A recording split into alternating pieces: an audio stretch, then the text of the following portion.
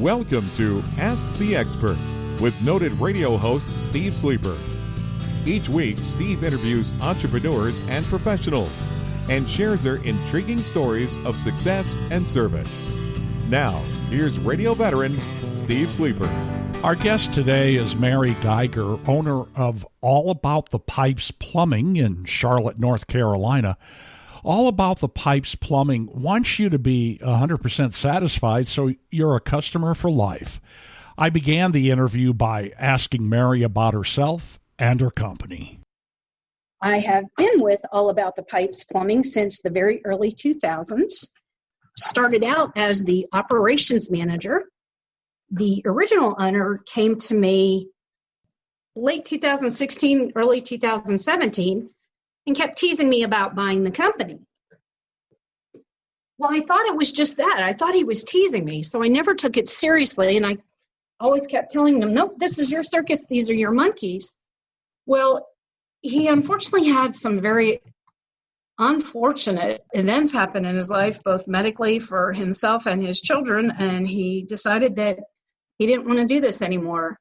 Came to me one day and said, Mary, you've got 5 minutes to agree to buy the company or I'm shutting the doors. I'm a single mom. I work a full-time and 2 part-time jobs. How in the world am I going to buy a company like this? And he said, Mary, you've got 4 minutes and 15 seconds. And I'm like, you're serious, aren't you? Well, as you can see, the rest is history. I did agree. And December 29th, 2017, at the very last minute that I could possibly sign legal documents and open up January 2018 for business, we did. And it has been a wonderful whirlwind of a trip ever since. We are learning and growing every single day. The company is something that has aspired to something I am so proud of. And the previous owner has taught me so much that I am gratefully indebted to him for all the knowledge that he imparted that has allowed me to be in this position today. And when they say that God works in mysterious ways, he sure does, and I'm living proof of it. Well, Mary, let me ask you this question.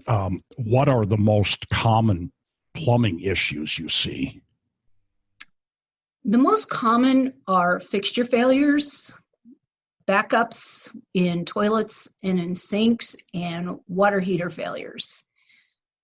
Right now with COVID, we have had the gamut of people's fixtures that don't normally get the hard use that they're getting right now with everybody having to stay at home. Fixtures are failing at an exponential rate. We see backups in toilets, in kitchen sinks.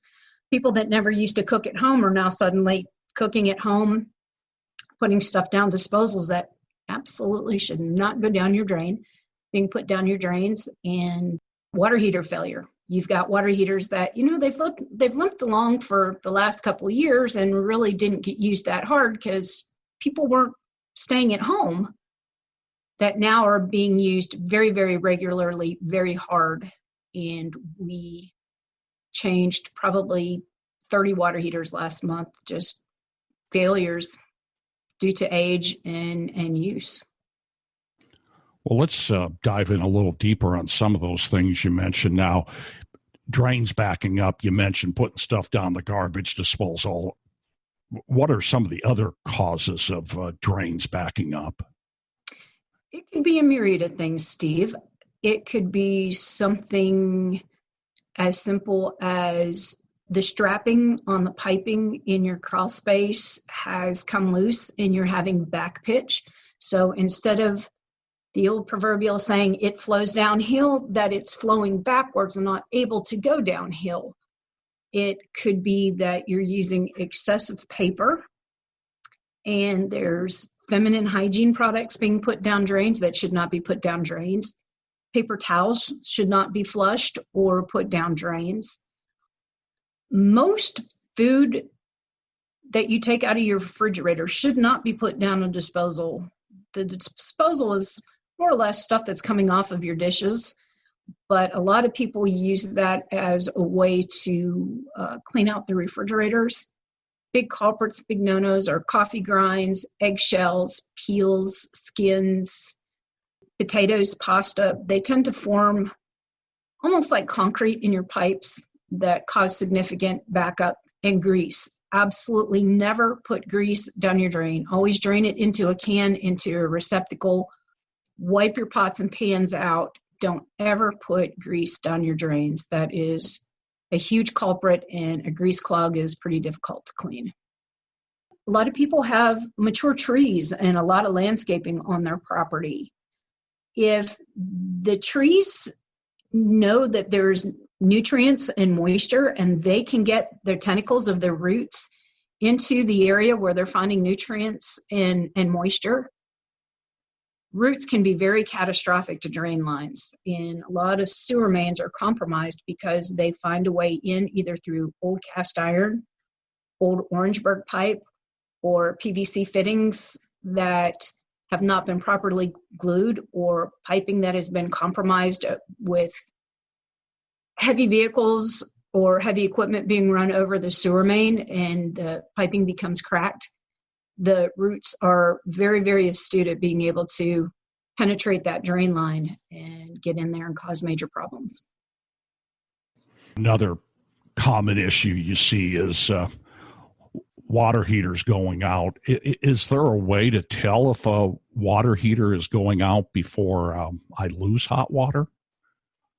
Well, losing hot water is your telltale sign, of course. But if you start noticing that you're running out of hot water, that you just don't seem to be able to take showers as long, or you're having to wait longer intervals before you're able to take your next shower, or if you're running multiple fixtures where before you could run multiple fixtures and not run out of hot water, but you are running out of hot water. Those are all telltale signs. If you start seeing brown or rust-colored water when you turn on your hot water spigot, that is an indicator that either you have a lot of sediment in your water heater and it needs to be flushed, or it could be indicating that the anode rod is going bad in your water heater, and you might want to start thinking about replacement. Any moisture or corrosion that you start to see around the seams or the nipples at the top or the dielectric unions at the top, that could be a telltale sign that you need to start paying attention to what's going on with your water heater. If you have a gas water heater that the pilot light keeps going out and you have to keep repeatedly relighting your water heater, that's a telltale sign. If you have an electric water heater that starts tripping breakers, you're going to want to immediately start paying attention to that. And then, of course, leaking. You can start seeing leaking coming out of the bottom that you can't really see the source, but you know water's coming out of the bottom, or you're starting to see it coming through the seams of the water heater. You're going to want to be very proactive with paying very close attention to that. Okay, speaking of leaking, what causes a faucet to leak? There could be a lot of issues. There could be a failure with the mechanisms inside the faucet. Faucets nowadays have what are called cartridges. Some of them have seats and springs. Some of them have washers.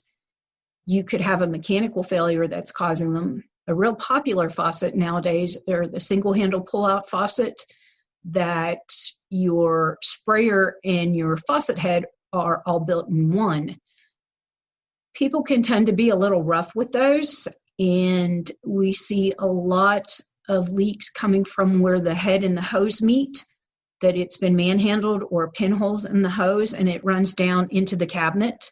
Another thing could be pressure issues in the home. If you have exceedingly high pressure, it could cause your faucets and other fixtures in your homes to start to leak. Those are just a few.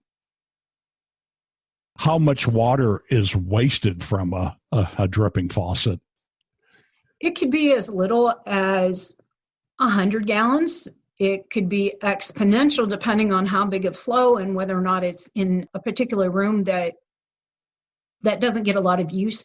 For example, if you've got a hose bib on the outside of your house that starts to leak, but it's in an area that you just don't go to and you don't see it. It could be exponential amount of gallons per minute.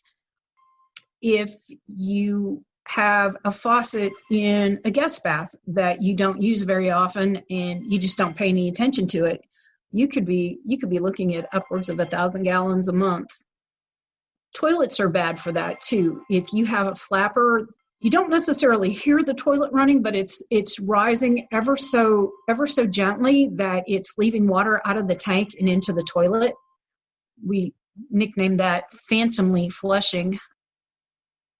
That could cause exponential water loss, exponential amount of gallons to show up on your water bill that you just weren't anticipating and have no idea why, because you're not hearing anything. You're not hearing the toilet flush, and you're not seeing a leak. Okay, now here's one for you, Mary. What causes low water pressure? That too could be many issues. It could be a device failure inside the faucet. It could be debris buildup in the aerators of the faucet. It could be a kinked supply line leading to the faucet. It could be a bad stop. You have angle stops and straight stops that feed toilets and faucets. A stop could go bad, which would occlude the piping and the deliverance of the water to the fixture. You could have old pipes in your house. Galvanized pipes are notorious for corroding from the inside out, and they get so much buildup that eventually your water being able to get through galvanized pipes are just a mere trickle. Then again, you could have a pressure reducing valve in your house. Pressure reducing valves basically monitor the pressure and keep it at a steady pressure. Here in our area, we have an extreme amount of water pressure and we have to throttle it back. When a pressure reducing valve goes bad, you're either going to see extreme pressure or you're going to lose your water pressure altogether. Another source of low water pressure could be an indication that you've got a leak on your water main. Where your water main is leaking, you're not necessarily seeing it because it's underground, but you're just not getting the pressure you used to have, and that could cause a pressure issue as well. As opposed to trying to do it myself or let my brother-in-law do it, who says he knows what he's doing. Why should I hire a licensed plumber? Well, in order to get that license, we have to have a significant amount of hours in the field under our belt before we're even allowed to apply to take the test. We have to go through classes and take pre-test to prove that we know what we're doing. And then as well, taking and passing a very, very, very complicated state test that says we know the who, what, how, where, when, why of plumbing. There are a lot of people who like to think that they know how to plumb, but really don't. And it's something we see a lot of. As a matter of fact, we were on a job yesterday where somebody who thought they were a plumber came in and did a significant gas line job. It was completely wrong. It was life safety issue.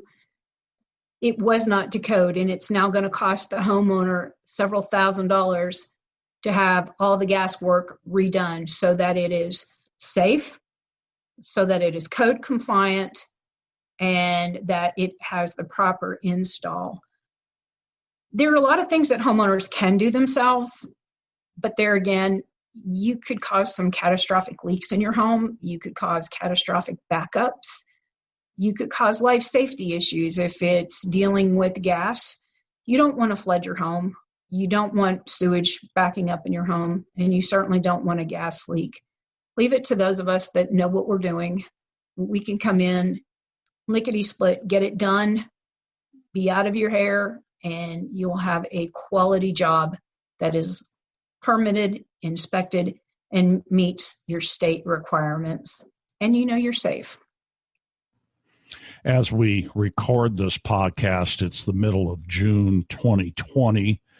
That means we're about 3.5 months into the COVID-19 pandemic. So my final question for you, Mary, is how are you handling service calls right now? Right now, I am really having to determine, is this essential service or is this just cosmetic? Right now, essential service has to take priority over cosmetic stuff. My crew, their safety is paramount to me. Keeping them safe as well as keeping my homeowner safe is absolutely first priority.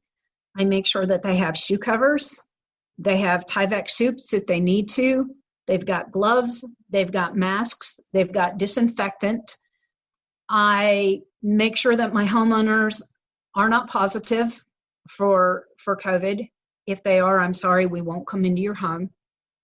We disinfect the area when we get there. We disinfect the area when we leave. We tell you that it's okay to meet us at the door, but we would appreciate that once we get there, you please stay out of our work area. When I qualify the appointment and I set the appointment, I ask the homeowner, please keep all family members out of our work area for a couple hours before we get there. It is most important. We ask that you be wearing masks. I had a screen printer here in Charlotte make up masks that if you do not have masks, if you've not been able to procure any, I will gladly give you masks. But for your safety as well as ours, please wear a mask as well as my guys wearing a mask. I do temperature checks on my guys regularly. I make sure that everybody's healthy, everybody's fine. If anybody even remotely does not feel well, I tell them do not come to work, get tested, get checked. So we're trying to follow the CDC guidelines. We're trying to do everything possible to keep our homeowners safe as well as us. The beginning of the year, I had converted everything to a virtual platform. So my crew are able to invoice everybody through a tablet. They do not have to come in contact with the homeowner. The guys also are able to take credit cards remotely. We are also set up on Zoom so we can do remote inspections. There are some things where I've had several homeowners with minor stuff that I'm able to take care of myself. Call in, I'll set them up on Zoom, and we'll do a video walkthrough.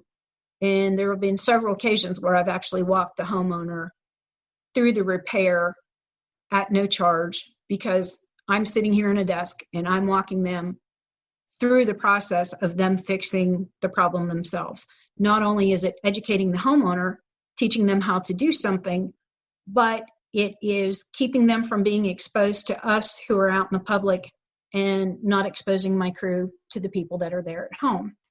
So we've tried to cover all bases. My customers are like my family. I love them to pieces, and I don't want to see anything happen to any of them. Our thanks to Mary Geiger, owner of All About the Pipes Plumbing in Charlotte, North Carolina. Call them at 704-559-5288. Thanks for listening to Ask the Expert with Steve Sleeper. Join us next time as entrepreneurs and professionals share their intriguing stories of success and service.